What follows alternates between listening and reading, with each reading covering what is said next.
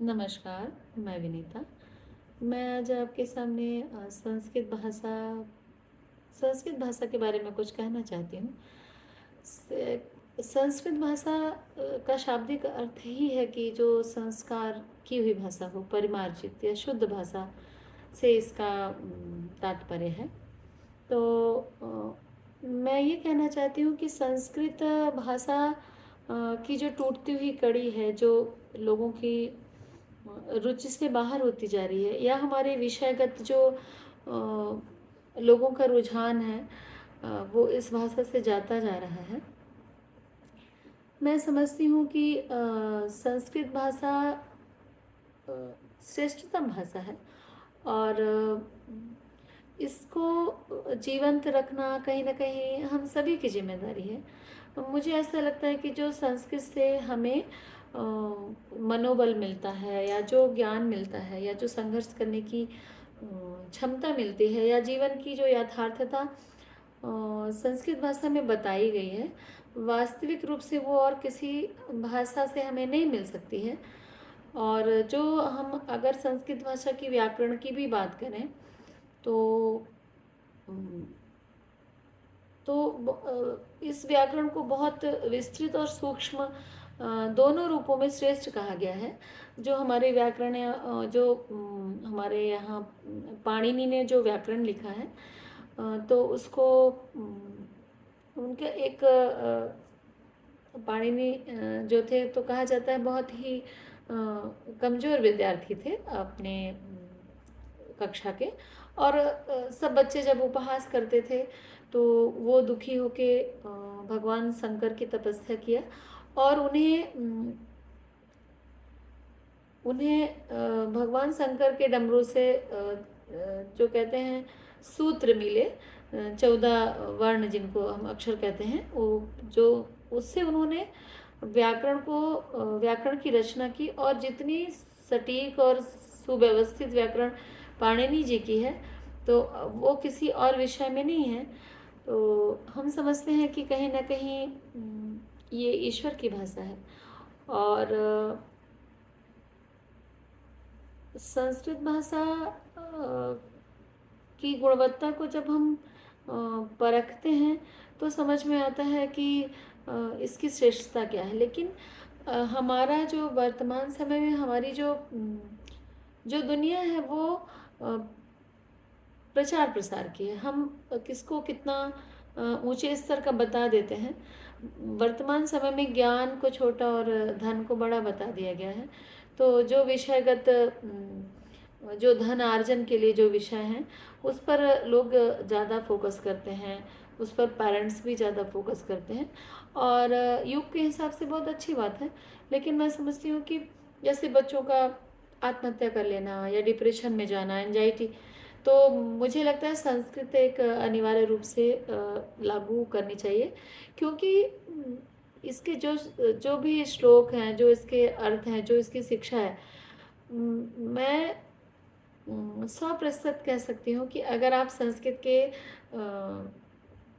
संस्कृत भाषा के करीब आएंगे, उसका थोड़ा भी अध्ययन करेंगे, आप अगर आपकी जो विषयगत रहा है 6 to 10th है, बाकी तो अपना CBSE में 8 तक ही है।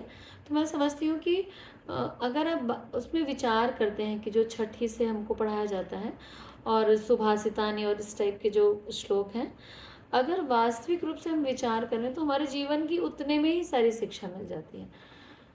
तो संस्कृत भाषा की व्याकरण बहुत सटीक और बहुत सुंदर है। और जितना सुंदर शब्दों का कहते हैं ना, व्याकरण जो शब्दों को तोड़ के जोड़ना और व्यवस्थित रूप में देना, जितना सुंदर संस्कृत में मिलेगा, कहीं नहीं मिलेगा। और ये हमारी कमी रही है कि हमने संस्कृत भाषा को अपने जीवन से हटा दिया। और जब आप संस्कृत को पढ़ना शुरू करते हैं, तो सच में आप पश्चाताप करेंगे। क्योंकि जो संस्कृत भाषा आपको देती है, वो कितना भी टेक्निकल हो जाए, या आप कितना भी आधुनिक हो जाए, पर आपको वो चीज़ नहीं मिलती।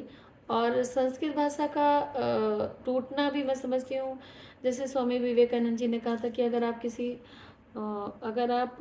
किसी राष्ट्र को ख़त्म करना चाहते हैं तो उसकी भाषा को ख़त्म कर दें। तो मुझे ऐसा लगता है कि पहले तो संस्कृत गई। वास्तव में संस्कृत में जो चीज़ें हमें प्राप्त होती हैं या जीवन के जो दर्शन होते हैं वो कहीं नहीं होते। और दूसरी बात है, हिंदी का भी रूप बहुत अव्यवस्थित हो गया। जैसे हिंदी के वर्ण भी हम अब अंग्रेजी उसमें अल्फ़ाबेट में लिखने लगे। तो भाषा को जीवित रखना ये हम सब की जिम्मेदारी है। और मैं समझती हूँ कि थोड़ा थोड़ा अगर हम उसके संपर्क में आएंगे तो हम उसकी गुणवत्ता को जान सकते हैं। जैसे जब जब हम किसी इंसान के संपर्क में नहीं आते तो जो एक शब्द है कि उसके बारे में जो बोला जाता है हम उसको स्वीकार कर लेते हैं, पूर्वाग्रह जिसको कहते हैं, कि जो जैसा बोल दिया और हमने सुना और उसको, लेकिन जब हम उसके संपर्क में आते हैं, उसके व्यक्तित्व को जानते हैं, तो हमें उसकी खासियत पता चलती है। इसी तरह भाषाओं का ज्ञान है कि जब हम किसी भी भाषा के व्याकरण में जाते हैं, साहित्य में जाते हैं, तो हमें उसकी गुणवत्ता का ज्ञान होता है। तो ज़्यादा नहीं, 24 घंटे में 24 मिनट ही सही, हम सिर्फ संस्कृत पर चर्चा करते करते ही कहीं ना कहीं चर्चा करते हुए हम उसके मतलब उसके गुणों को जान सकते हैं। और ये चर्चा का एक और कारण है कि जो चीज़ें हम छोड़ देते हैं, जैसे हमने संस्कृत साहित्य पढ़ा और फिर हम भूल जाते हैं, तो ये एक बहुत बहुत दुखद रहा है। जब विचार करते हैं तो ये एक बहुत अच्छा माध्यम है कि हम अपनी बातों को अकेले भी कह के और लोगों तक पहुंचा सकते हैं। और थोड़ा सा कठिनाइयाँ लगती हैं, लेकिन जितना सुव्यवस्थित व्याकरण संस्कृत का है आपको और कहीं नहीं मिलेगा। सबसे सुंदर यहाँ व्याकरण ने जो पाणिनि है, दोनों ने एक अष्टाध्यायी ग्रंथ लिखा है जिसमें 8 अध्याय हैं, 4000 श्लोक हैं। और यही जो भगवान शंकर के डमरू से जो 14 वो निकले अक्षर सूत वर्ण, तो उन्हीं को आधार बनाकर इन्होंने व्याकरण की बहुत सुंदर रचना की है। तो इसमें जो 14 वर्ण हैं, कल हम इस पर चर्चा करेंगे और ये चर्चा बहुत धीरे धीरे आगे बढ़ेगी। ये स्वयं के एक आत्मसंतुष्टि हम कह सकते हैं कि किसी भी हालांकि संस्कृत भाषा कभी ख़त्म नहीं होगी, ये पीपल का वृक्ष है, इसको कोई वो नहीं कर सकता।